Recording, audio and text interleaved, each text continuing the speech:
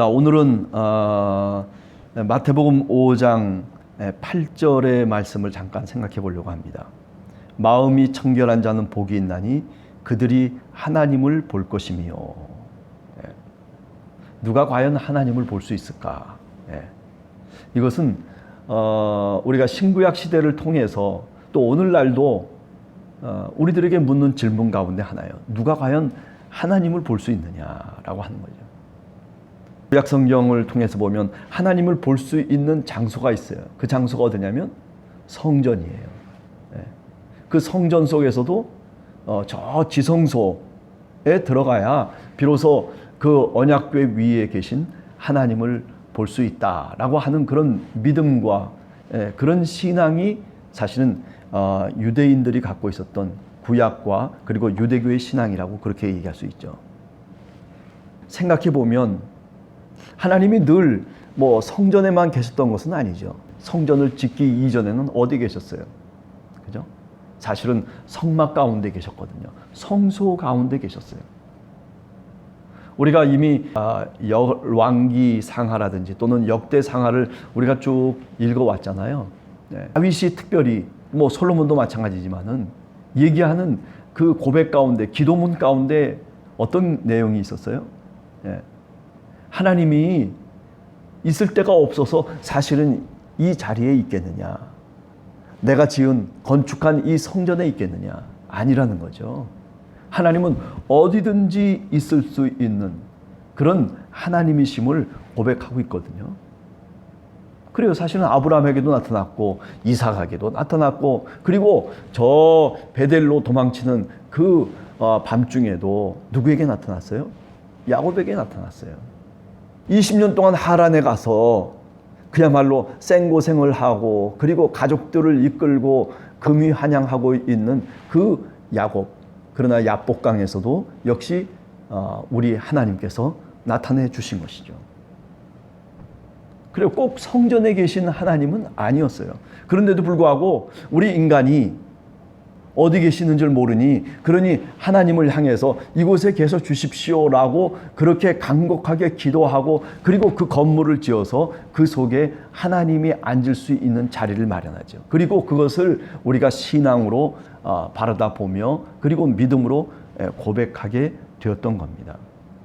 하나님을 본다라고 하는 것이 시대마다 변천하고 이해가 달랐다라고 하는 것을 우리가 마음속에 한번 참조해 볼 필요가 있다라고 하는 거죠. 자, 그러면 신약시대에 들어와서 우리는 그럼 하나님을 본다라고 하는 것을 어떻게 이해하고 또 어떻게 우리가 신학적으로 해석을 해야 되느냐라고 하는 거죠. 저는 그 답 중에 하나가 요한복음 14장 9절 이하의 말씀이라고 생각해요. 빌립이 예수님께 얘기를 합니다. 하나님을 보여달라. 하나님이 도대체 누구신가? 라고 하는 그런 질문을 갖고 예수님께 다가옵니다. 그럴 때 우리 주님께서 뭐라고 말씀하십니까? 나를 본 자가 곧 하나님을 본 것이다 라고 얘기를 해요. 굉장한 신학적 해석이 그 속에 들어가 있는 거죠. 지금까지 구약을 통해서 또는 유대교를 통해서 하나님을 본다라고 하는 그 배경적인 설명을 잘라버리고 우리 주님께서 빌립에게 얘기하는 거죠.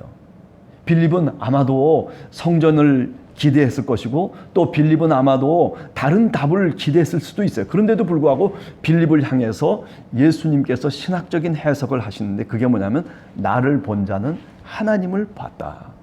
왜 하나님을 보여달라고 하느냐 하는 거죠. 요한복음 20장 넘어가서 21장 어간에 우리가 부활하신 그리스도가 나타나셔서 그래서 의심 많은 도마에게 부활하신 그리스도를 믿지 못하겠다는 거예요. 다시 말하면 하나님으로 내가 고백할 수 없다는 거예요. 그런데 그 도마에게 나타나서 자신이 부활하신 그 모습을 보여주셨을 때 그 도마가 역시 또 고백합니다. 주는 내 하나님이십니다. 하나님을 보여달라 라고 하는 그 질문 속에 도마는 바로 당신이 하나님이십니다 라고 하는 그런 고백을 하게 되는 거죠.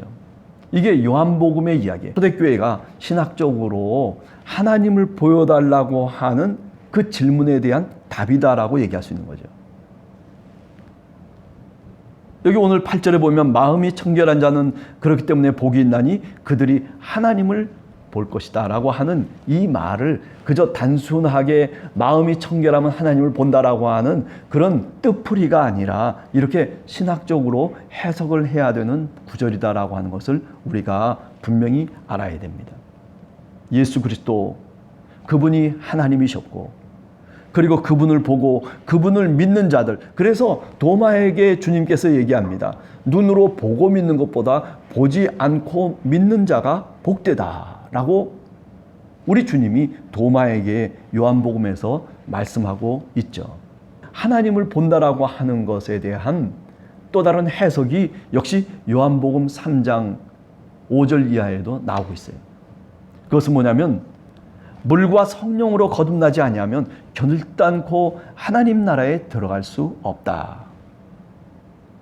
물과 성령으로 거듭난 자만이 하나님을 볼 수 있다라고 그렇게 요한복음 3장에서 니고데모와 예수님과의 대화 속에 나오는 내용이죠. 하나님을 어떻게 볼 수 있습니까?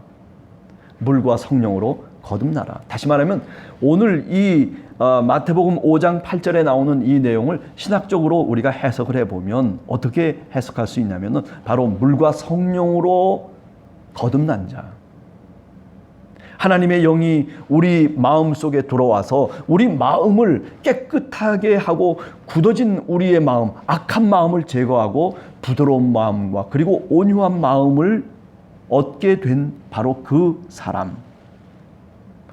그 사람이 누구예요? 바로 마음이 청결한 자라는 거죠. 구약성경 에스겔서 36장 26절에서부터 27절을 우리가 한번 분명하게 짚고 넘어가야 될 필요가 있다라고 하는 거죠. 거기 보면 하나님의 영을 너희 속에 두어서 새 영, 그 새 마음을 너희에게 하나님이 줄 것이다. 그러면 굳은 마음을 제거하고 부드러운 마음을 줄 것이고 그리고 그 하나님의 새 영이, 하나님의 성령이 우리 가운데 오시면 그러면 하나님의 계율과 하나님의 명령을 지킬 것이다 라고 그렇게 마음의 율법을 우리들에게 에스겔 선지자가 말하고 있는 거죠. 네. 오늘 이 에스겔 선지자가 얘기한 바로 성령의 사람, 네. 마음의 굳은 죄악들을 제거하고 그리고 온유하고 부드럽고 그리고 깨끗한 마음을 성령께서 우리에게 주셔서 물과 성령으로 거듭난 바로 그 사람에게 예수는 그리스도라고 하는, 예수는 하나님이라고 하는, 아니 빌립이 질문한 것에 대한 답, 나를 본 자가 하나님을 볼 것이다 라고 하는 그 말씀을 오늘 또 우리들에게 주고 있는 것이다 라고 하는 겁니다. 이것이 바로 신학적 해석이라고 그렇게 이야기할 수 있는 거죠. 자, 여기에 덧붙여서 마음이 청결하다라고 하는 것, 이미 물과 성령으로 거듭난 자를 얘기하고 물과 성령이 역사해야 된다는 거죠. 깨끗하게 해주셔야 된다는 거예요. 우리가 깨끗하게 할 수 있는 것이 아니라는 거예요. 네.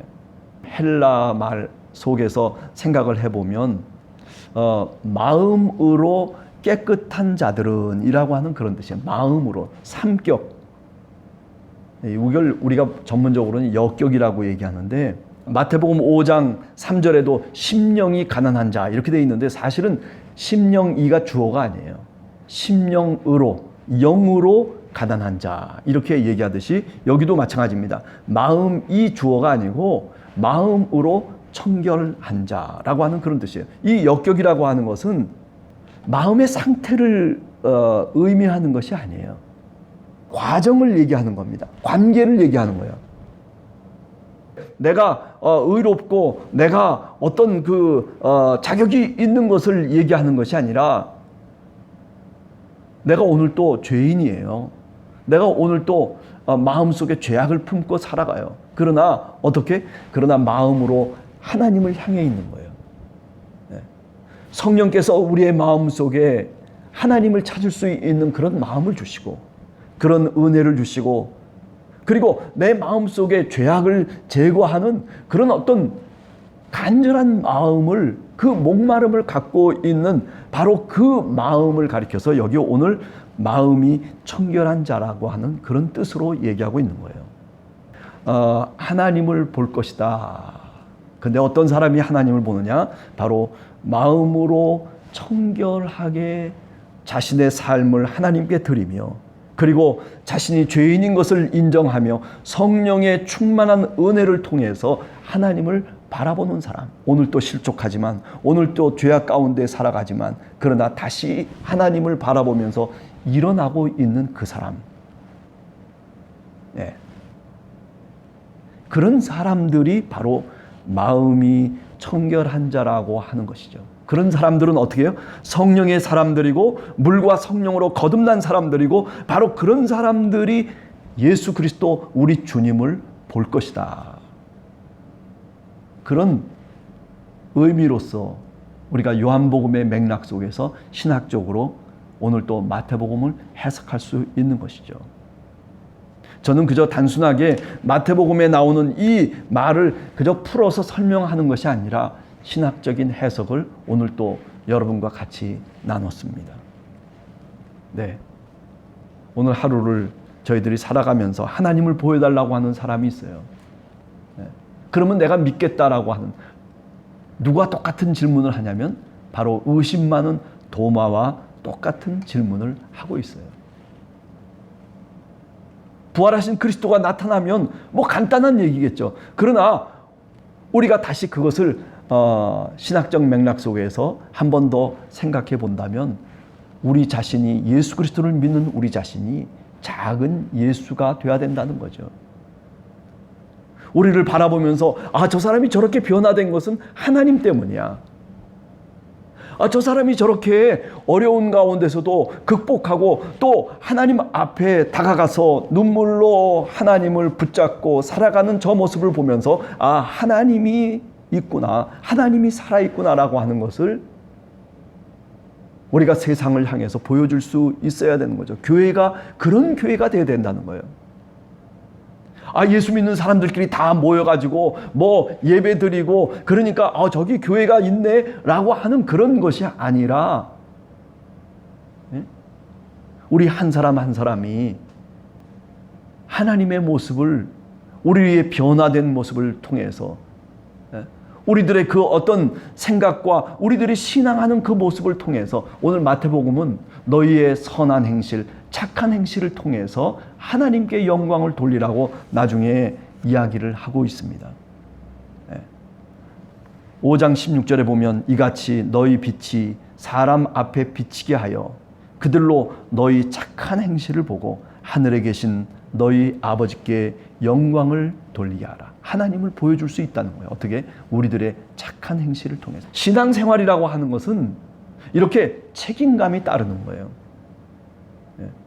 신앙인이라고 하는 것은 이렇게 세상을 향해서 빛이 되어야 되고 세상을 향해서 소금이 되는 그런 역할을 감당하는 사람들이 바로 신앙인인 거예요.